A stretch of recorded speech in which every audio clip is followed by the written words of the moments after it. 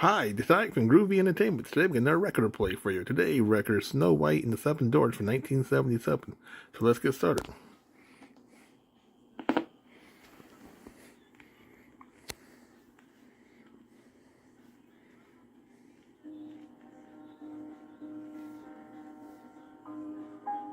Everyone in the village was talking about the beautiful child that had been born to the queen. One day, long ago, the queen had made a wish. She had wished for a daughter with skin as white as snow, with cheeks as the reddest cherries, and with hair and eyes as black could be. And because the queen had always been a good and kind woman, her wish came true, and she named the baby girl Snow White. But when little Snow White was only 1 year old, the queen became sick and died. And after a while, her father, the king, married again, so that Snow White had a stepmother. The new queen was very, very beautiful, but not nearly as nice as she should have been. In fact, she was not a nice person at all. She was very vain and thought only of her beauty, and spent almost every minute of every day in front of her mirror, admiring herself and talking to the mirror. Now, you may think it strange that the queen should talk to her mirror, but even stranger than that is that the mirror answered her. Mirror, mirror in my hand, who is the fairest in the land? The mirror would answer truthfully, because it never lied. You, O queen, are fairest to the eye, and I, your mirror, can never lie. Oh! You see, the mirror was a magic mirror. The queen was happy when her mirror told her each day that she was the most beautiful woman in the land, for she was very, very selfish, and would have become quite angry if she thought anyone else was prettier than she. Year after year, every day, the queen would ask her mirror the same question. Mirror, mirror in my hand, who is the fairest in the land? And year after year, every day, the magic mirror would answer her. You, O queen, are fairest to the eye, and I, your mirror, can never lie. Oh, One day, however, the answer was different. You are fair as fair can be, but now another is fairer than thee. Snow White has grown to beauty rare, and you, my queen, cannot compare. When the queen heard this, she was furious. She was so angry that she turned all different colors. First red, then green, then purple. She stamped her feet on the floor, waved her hands in the air, and started screaming. how dare you? How dare you say someone's prettier than I am? Ridiculous, impossible, ridiculous, impossible. You're lying. But of course it was true, because the magic mirror never lied. Snow White was indeed beautiful, and growing more and more so every day. The cruel and selfish queen decided to do away with Snow White, so she would once more be the most beautiful woman in the land. She called the royal hunter in to see her. Hunter, I want you to do away with Snow White. I never want to see her or hear about her again. Take her into the woods and bring me her heart as proof that she is dead. The hunter protested, since he liked Snow White very much, as did everybody else who knew her. But the queen was jealous of Snow White, and she had become too wicked to listen to reason. She ordered the hunter to obey her royal command. But the hunter was a good man, and could not bring himself to do such a terrible thing. So when he took Snow White into the forest, he said, Snow White, the queen has ordered me to kill you, but I just can't do it. She will surely have me put to death, too, if she learns I have disobeyed her. So I can't let you go back to your home. I must leave you here in the forest. Oh, kind hunter, scaring me. But what shall I do? Where can I go? I'm sorry I can't help you anymore, Snow White. But I've heard stories, I don't know how true, that somewhere deep in the forest there are 7 dwarfs living. Maybe if you find them, they can help you. So the hunter left Snow White all alone in the forest and went back to the queen. He gave her the heart of a deer and told her that it was Snow White's. And the queen now thought that once again she was the fairest in the land. Meanwhile, poor Snow White wandered through the forest, completely lost. She went deeper and deeper into it, so that sometimes there were so many trees that she couldn't see the sky.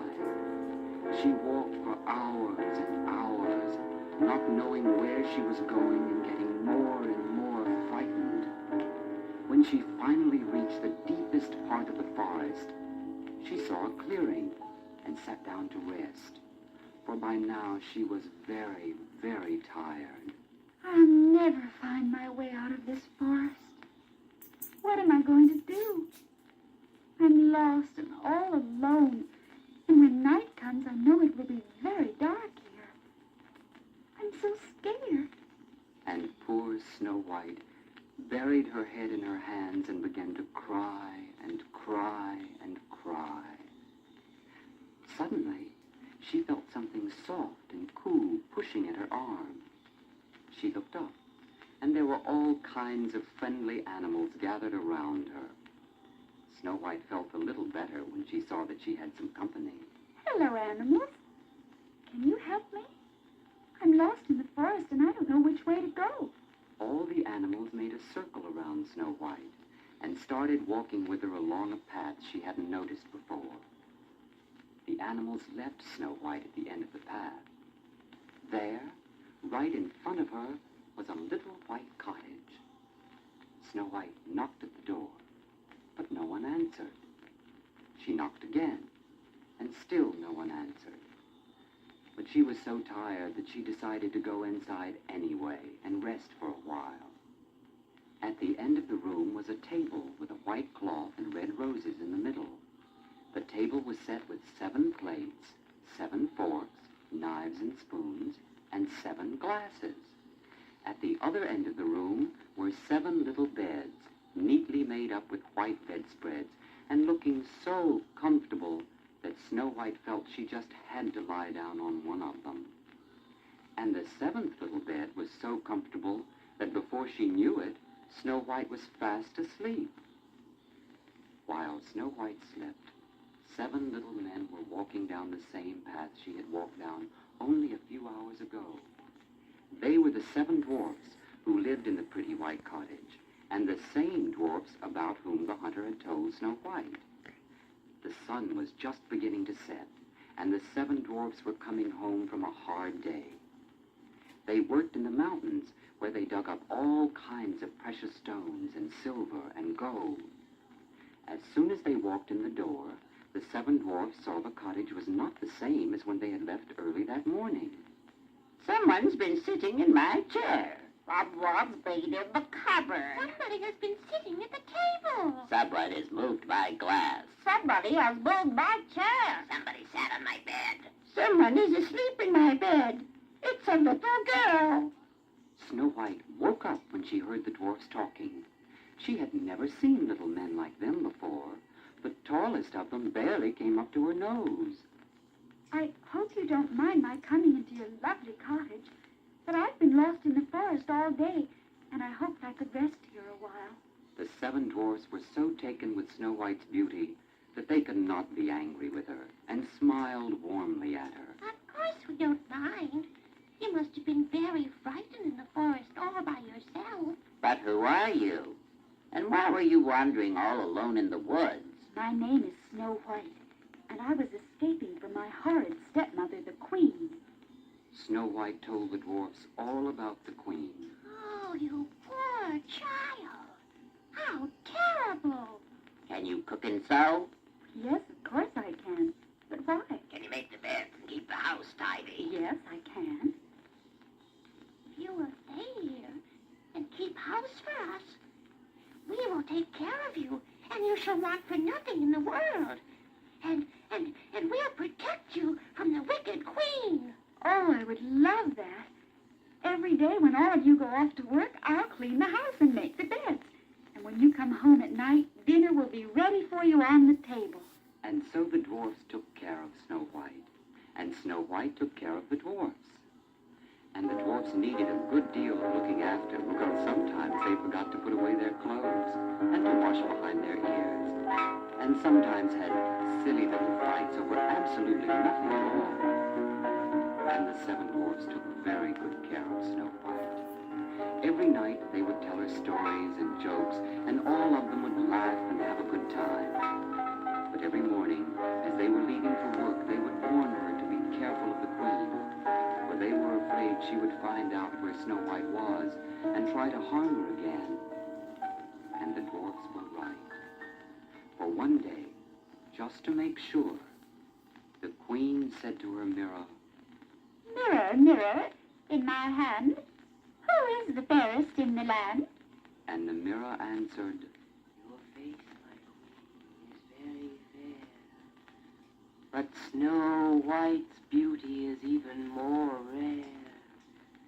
She lives within the wooded glen with the 7 little men.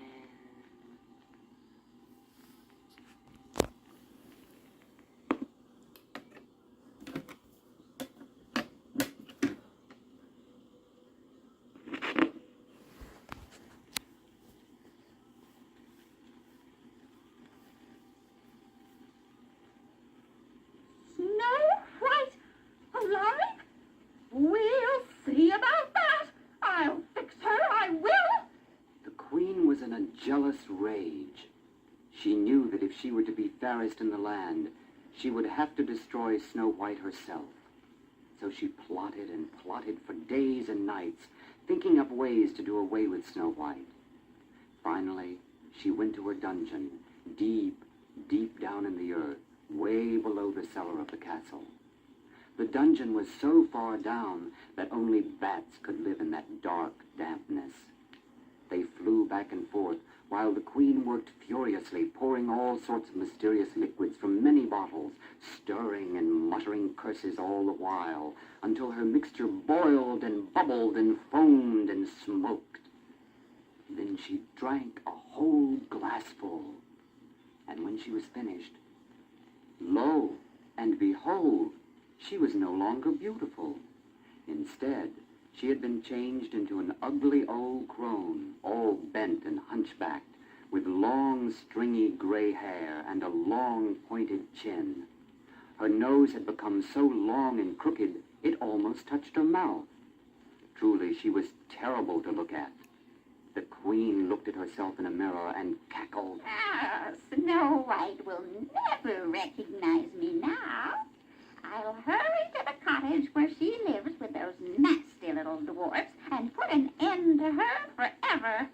The queen made her way quickly into the forest, carrying with her a tray of ribbons, buttons, and laces of all colors of the rainbow. When she reached the cottage, she knocked on the door. Fine wares for sale. Fine wares for sale. Snow White looked out through the window and saw the ugly old crone. What are you selling, good woman? All kinds of pretty things, my dear. Ribbons for your beautiful black hair. Buttons and laces for your pretty dresses. Won't you buy? Oh, don't be afraid. Come and look at my pretty wares. Try on this pretty ribbon, dearie. Put it in your hair and see how lovely it looks. Oh, may I? It's so pretty. Let me put it on for you, dearie. There you are. But as soon as the wicked queen had put the ribbon in Snow White's glossy black hair, she fell to the ground in a faint and did not move. Ah! I fixed you, Snow White. We'll see who is fairest in the land. And the queen ran away, leaving Snow White motionless on the ground in front of the cottage. That night when the dwarfs came home, they found Snow White lying there, They were greatly alarmed and hurried to pick her up and carry her into the house. Poor Snow White, what has happened to her? She doesn't seem to be breathing. She's so pale. Her eyes are shut tight. But what is this ribbon in her hair? She wasn't wearing it this morning. The little men removed the ribbon. As soon as it was out of her hair, Snow White opened her eyes and looked up to see all 7 dwarfs gathered around her with very worried expressions on their faces. She told them what had happened. Oh, Snow White! That was the queen! It didn't look at all like her. That wicked queen is a witch. She can disguise herself so no one can recognize her. From now on, don't let anyone in the house. That's the only way you'll be safe.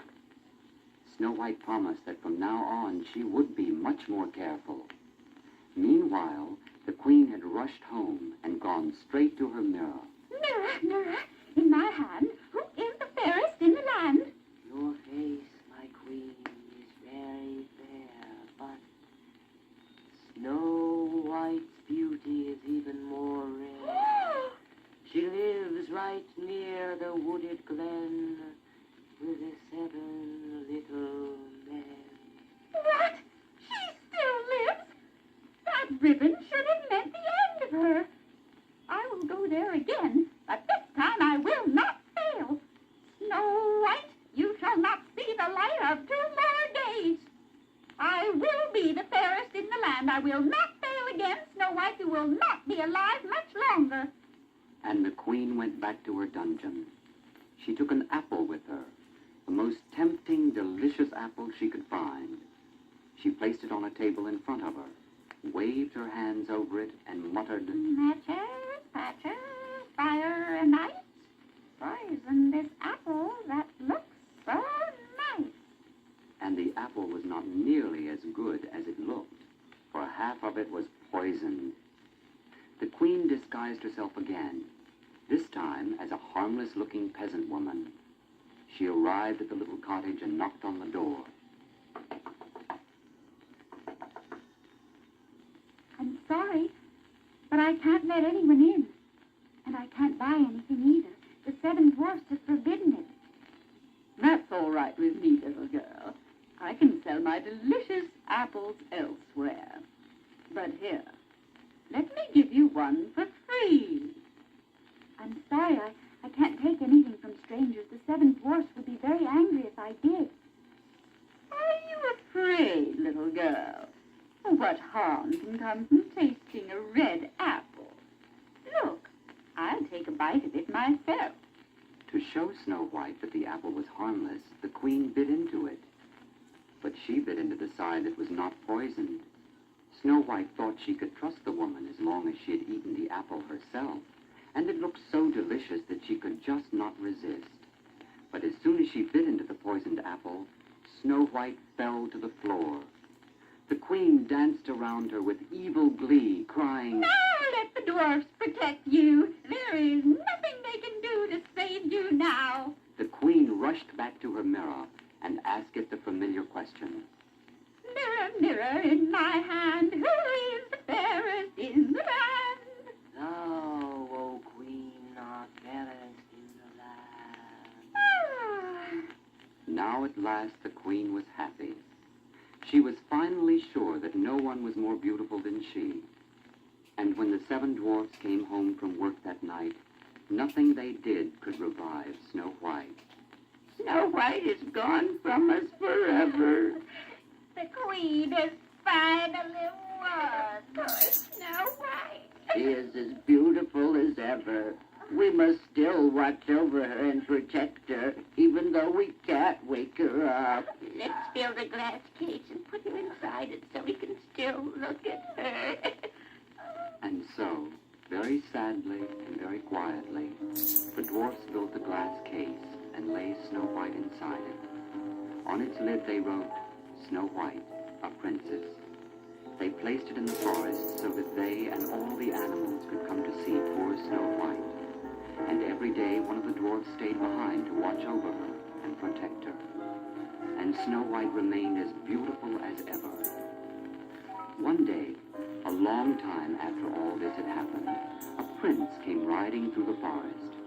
He saw Snow White lying in the glass case and asked the dwarf who the beautiful girl was and why she was lying there asleep. The dwarf sadly told him the whole story. She looks so beautiful lying there. I must look closer.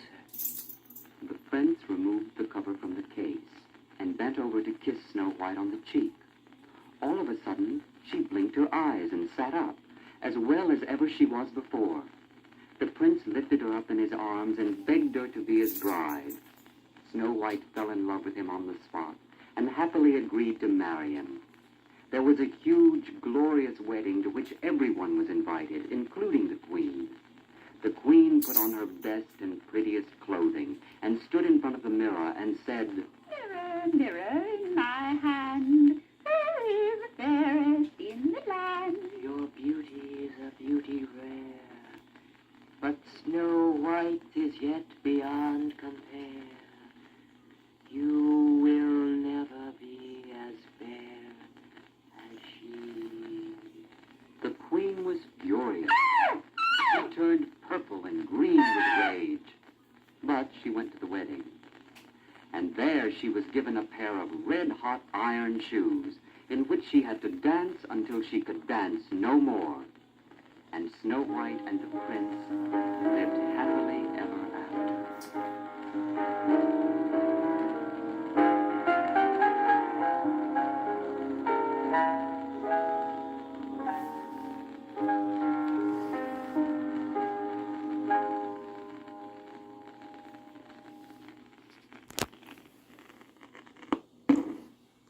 So that was Snow White and the Seven Dwarfs for 1977. So if you like, subscribe, share, and comment, and have a groovy day with another video coming out real soon.